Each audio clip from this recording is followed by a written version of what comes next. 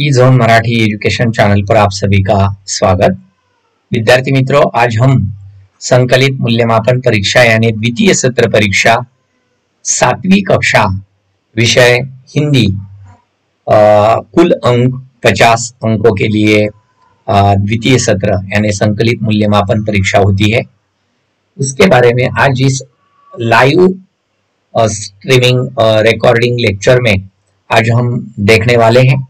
सबसे पहले स्कूल का नाम लिखना आवश्यक होता है, उसके बाद विद्यार्थी का यानी खुद का नाम लिखना आवश्यक होता है, उसके बाद टुकड़ी और अपना उपस्थिति पट क्रमांक आपको लिखना अनिवार्य होता है, उसके बाद आपको दिनांक लिखना अनिवार्य होता है और उसके बाद आज हम इस ई जोन मराठी एजुकेशन चैनल पर द्वितीय सत्र परीक्षा यानी संकलित मूल्यमापन परीक्षा 7वीं कक्षा की हिंदी का जो पेपर है वह किस तरह होगा, यह कृति पत्रिका, इसके बारे में आज हम इस लाइव स्ट्रीमिंग लेक्चर में हम देखने वाले हैं।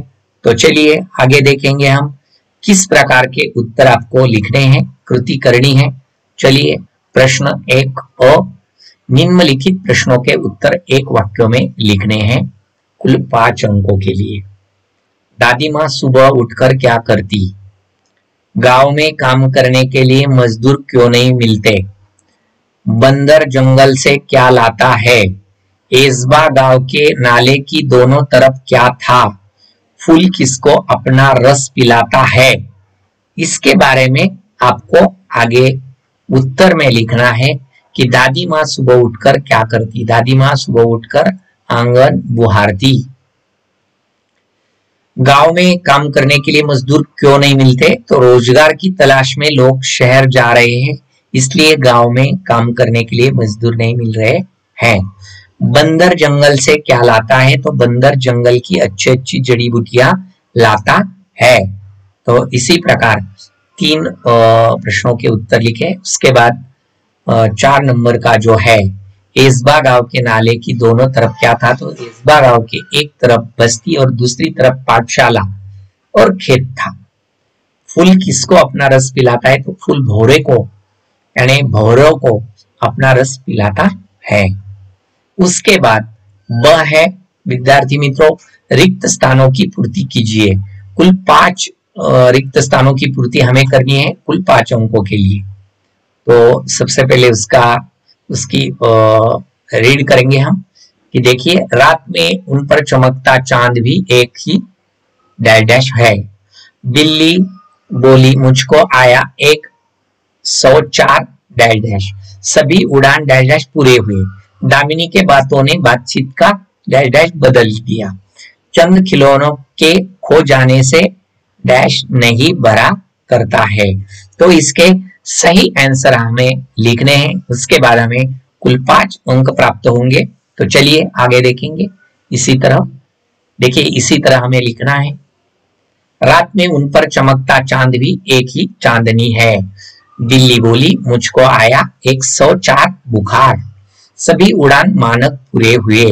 दामिनी के बातों ने बातचीत का माहौल बदल दिया और चंद खिलौनों के खो जाने से बचपन नहीं भरा करता है।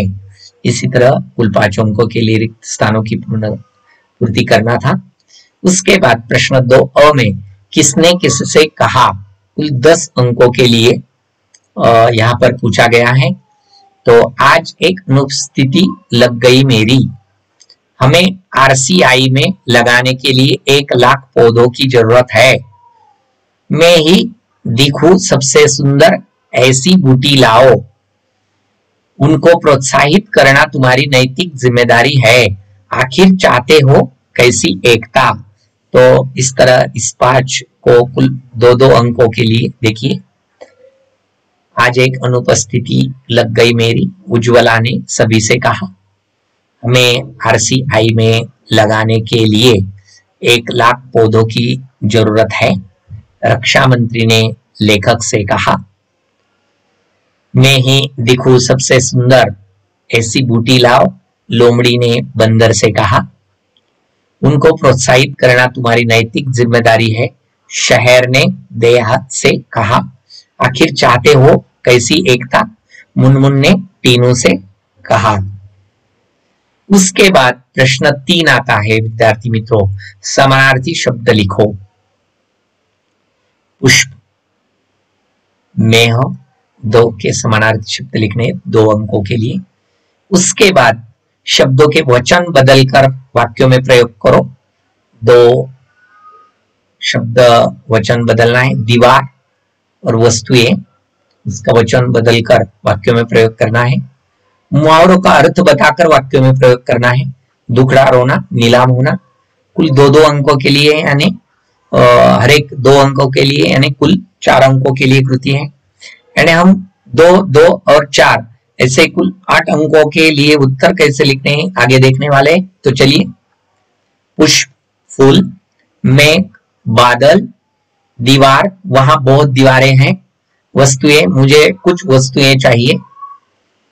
मुहावरे, दुखड़ा होना, दुख सुनना आना, मेहमान घर में आते ही माँ दुखड़ा रोने लगी। नीलाम होना, बिक जाना, शुभम अपने घर को नीलाम करने की सोच रहा था। इसी तरह कुल 8 अंकों के लिए हमें इस तरह उत्तर लिखते हैं। उसके बाद उपसर्ग और प्रत्यय लगाकर लिखना है।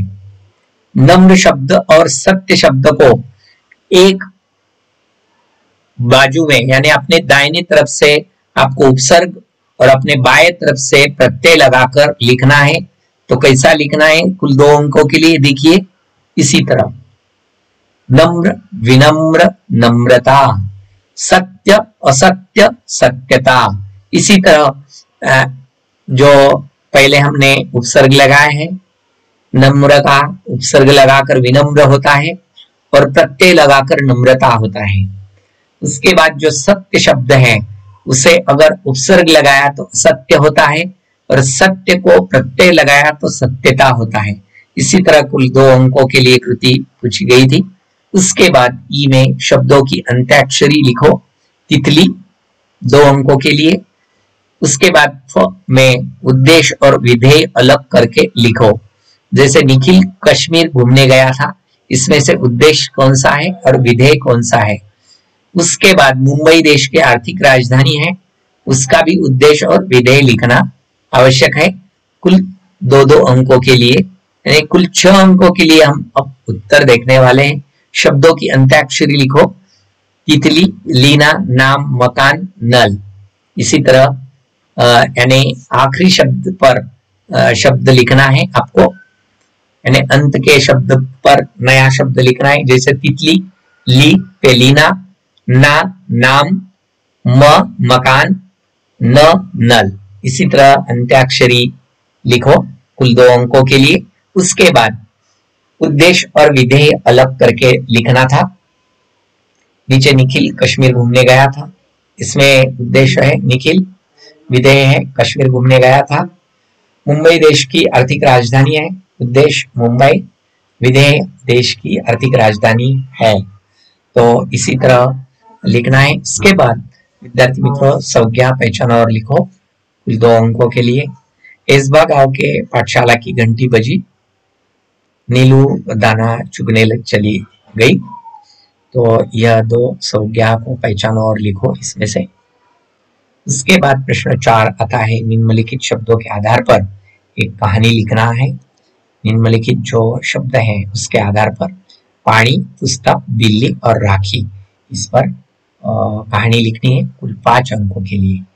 तो चलिए, इसके बाद देखिए, इस्बा गांव पाठशाला घंटी, यानी संज्ञा पहचान कर लिखिए नीलू और दाना।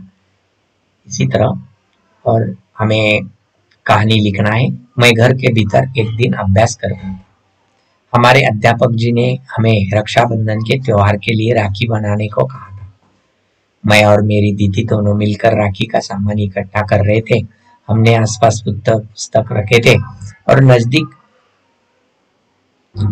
पीने के लिए पानी रखा था। हमारे घर में एक बिल्ली भी थी। अचानक उसे एक छुआ दिखाई देता है और वह जोर से कूदती है। तभी उसका कद पानी के गिलास को लगकर पूरा पानी नीचे आता है। सारे पुस्तक गीले हो जाते हैं। इसी तरह जो शब्द दिए थे उस शब्दों के आधार पर छोटी सी कहानी हमने कुल 5 अंकों के लिए लिखी है। उसके बाद कुल 5 अंकों के लिए एक विषय पर हमें निबंध लेखन करना है। तो 3 विषय दिए हैं, इस तीनों में से एक पर लिखना है। देखिए, मेरा गांव यदि सूर्य प्रकाश न होता तो, और सौर ऊर्जा, तो तीनों में से एक पर लिखा है मेरा गांव। मेरा गांव एक ऐसा स्थान है जहां मैं अपनी छुट्टियों में या जब भी मुझे थकान महसूस होती है और आराम करना चाहता हूँ तो चला जाता हूँ।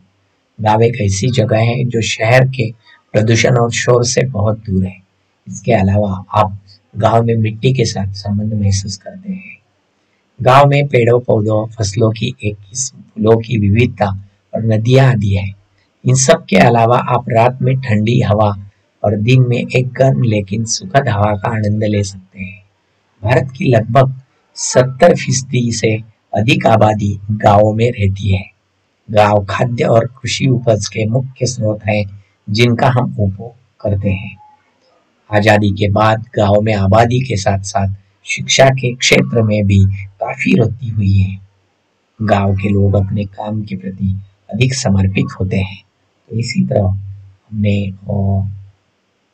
आप सभी ने अंत तक यह online live streaming recording lecture अंत तक देखा। आप सभी को ई जोन मराठी एजुकेशन चैनल की ओर से धन्यवाद। और इतना ही कहना है कि अगर इस चैनल को आपने सब्सक्राइब नहीं किया तो सब्सक्राइब कीजिए, क्योंकि आपको इसी तरह सभी विषयों के लाइव स्ट्रीमिंग रिकॉर्डिंग लेक्चर्स और पेपर्स आपको इस चैनल पर देखने के लिए मिलेंगे। आप सभी ने अंत तक देखा, आप सभी को मेरी ओर से धन्यवाद।